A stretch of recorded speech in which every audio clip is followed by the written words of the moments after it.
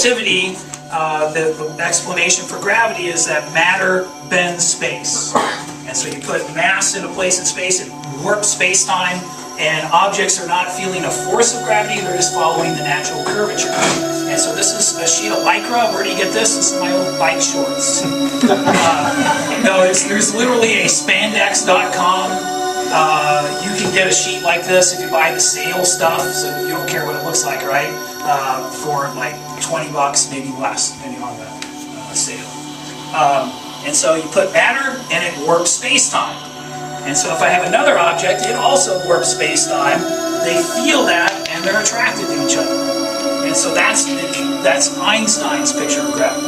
Objects warp space-time, feel that curvature, and move accordingly.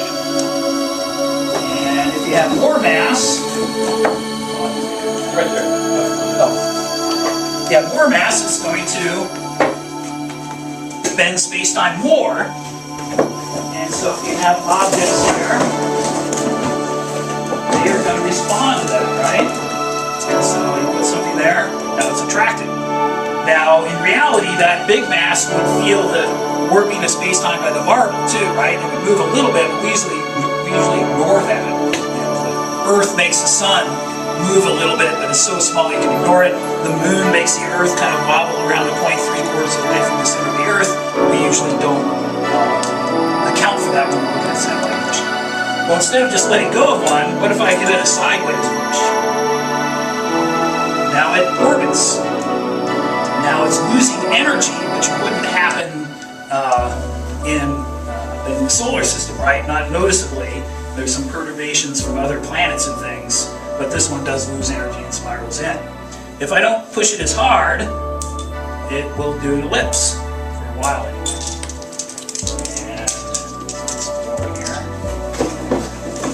So one of the things I thought of to do with this is when you study the solar system, all the planets are going around the sun the same way. Why is that? Did God decide that he only liked clockwise, or depends on whether he's above or below the solar system, right? Why is everything going in the same direction? Well, the answer is it wasn't. Different directions. But there was a preferred direction. This it formed from had a slight preference one way versus another, and things going the opposite way got eliminated, and when it's all said and done, everything's going the same way. That works 90% of the time. Is it like the toilet flushing? Southern hemisphere? Wow, you do that again. And so it won't work then. And so I have slightly more in one hand than another, but I don't consciously do that. And you want to give them so they spread out a little when you throw it. Because they're colliding with each other that you... The ones going the wrong way get eliminated, right? Now there also would have been, this is where this analogy breaks down. There's another dimension, right? But those things were out of the plane also, that weren't near the preferred plane also. And so that's kind of cool. Now my students use a PHET simulation called My Solar System, and so they've seen all this on the computer. And when we do this during our special relativity unit, they're like, "Hey, it's just like the computer. It's kind of cool that a spreadsheet of Lycra models things just like it, that's similar to the computer." Now, some things we've discovered using this. Also, it's just some larger marbles. Might as well put them out. But they bend space-time too, right? And so maybe you can get one thing to orbit another. There we go. So the Earth-Moon system, maybe? And so you can see that this seam, you can't buy Lycra this big. You get it in rolls, and you have to sew it together. I've been told to use stretchy string, the stretchy thread to sew it together, and so next time I do it, I'll do that because it pulls, and so just a little bit of thread fixes it. And so in the morning when I first set this up, I'll be leaning against the table, I'll be underneath fixing holes from last year. One time my principal walked in, and I hear somebody in the room, and I'm underneath, I'm in the middle of sewing in, I'm not going to pause yet, and then he's looking around for me, and he kind of knows somebody's in the room, and he says, "Oh, there you are." He goes, "What are you doing there?" And I go, "I'm preparing to rip in the fabric of space-time. What do you think I'm doing? How often do you get to say that? Another thing this does, you've probably seen plastic ones of these, right? The Discovery Center, Children's Discovery Museum in San Jose has one, the Exploratorium has one. Sometimes they have them at shopping malls, you can put money in it. But one thing you can't do with those is put two masses in. And so when we went to the moon, when we first started, we sent our spaceships on what are called free return trajectories. So they would go to the moon, and this is hard to do, and they would come back in like a figure eight. And so that lets you show, now of course the moon's a lot smaller, but if you look at the plots of the free return trajectory back from the Apollo program, you'll see it has a figure eight sort of shape. And so this takes a little bit of practice to be able to do the figure eights. These clamps around here, you can adjust it to make it tighter if it's not working. So Steve and I, when we set this up in the morning, we played around with it, and actually I think it was working better than it usually is. So not easy to do. And so I go through that. One year a kid who read some stuff about the dark energy, we have our dark energy pole. It's so weird. I happen to have an extra, I guess any days would work. And so I'm just thinking, oh, dark energy, what is that? That makes everything come apart, right? And so dark energy would be that.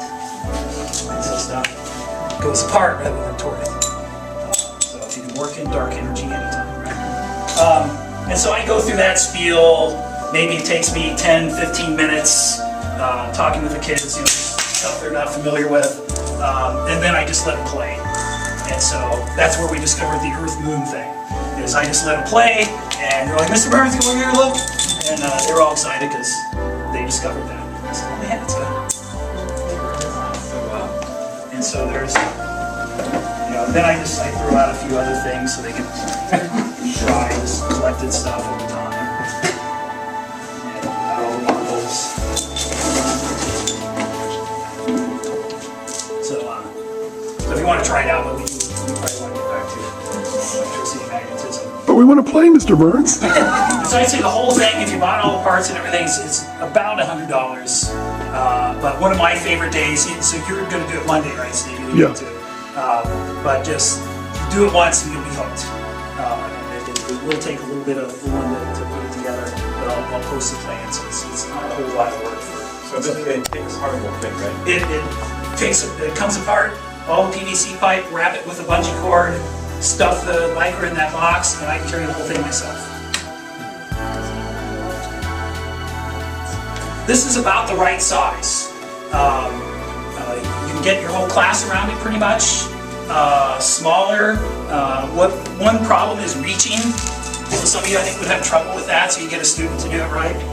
One thing you gotta watch though is some students will think to go underneath to push up, and then while they're underneath, somebody decides to put the big mass down, and they get their space-time warped. And so you just tell them you can't go under. We will capture, we will get things ourselves. Even Einstein had it. Yeah. And so, is general relativity in the state standards? No. Probably the crowning achievement of science, not in the state standards. Can you fit it in after the STAR test? You bet. You can find some videos. I show them the thing on gravity waves, and then we do this, and that's a day, almost a day of general relativity. But since I don't understand it myself, that's plenty. So let's go back into the room.